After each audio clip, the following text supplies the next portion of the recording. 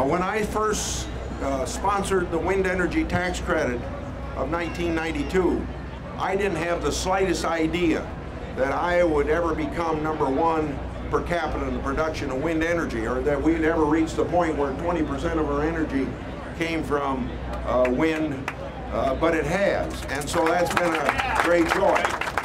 And this is tremendous as far as what it is going to do for Iowa, the jobs that are created, say in Newton, there's 700 jobs there today. The benefit it provides to the farmers who are able to lease their property for these wind farms, and also the jobs. And now it's jobs in not only in the construction but also making the component parts. And so we've got a really growing industry in the state. We're very excited about it. And it really lessens our dependence on foreign sources of energy, clean energy technology, and that's what this is all about. So Iowa per capita is #1 in the nation. We're here in Ames today with the Republican straw poll with a blade manufactured, which you see behind us here.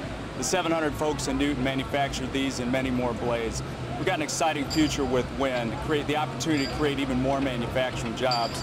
What we're looking for, though, is long-term stable policy in our country that can help create a competitive and level playing field for all energy sources and help us continue to create these manufacturing jobs in the U.S.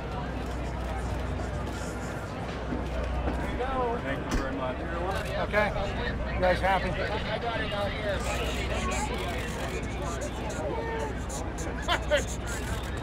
All right.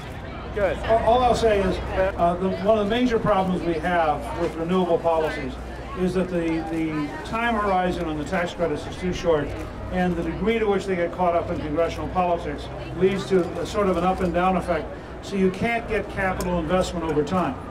And this is true, if you're going to have tax credits that are designed to create investment, they have to have a long enough time horizon that people who invest believe that they'll be there. Otherwise, if you're trying to build a new factory, you're trying to create a new technology, you get halfway there and suddenly it expires and all of your calculations are wrong. So I favor having a 10-year time horizon.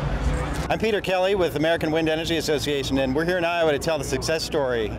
This is where it all began back in 1983, and now we've got utility scale wind in 40 states or across America. We've got thousands of manufacturing facilities. We've got all kinds of economic benefits here in Iowa, and we want to make sure everybody in America knows that this is where it all began. Look at this, speaking of Deborah Wasserman Schultz.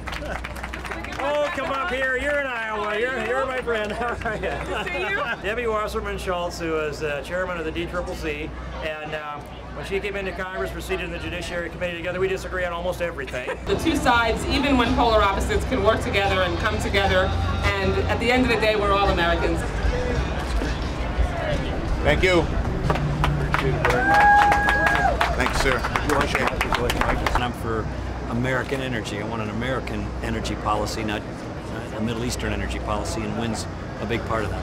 Look at this, Terry Branstad, Ron Paul. Does this mean you're throwing your hat in the ring, Jake?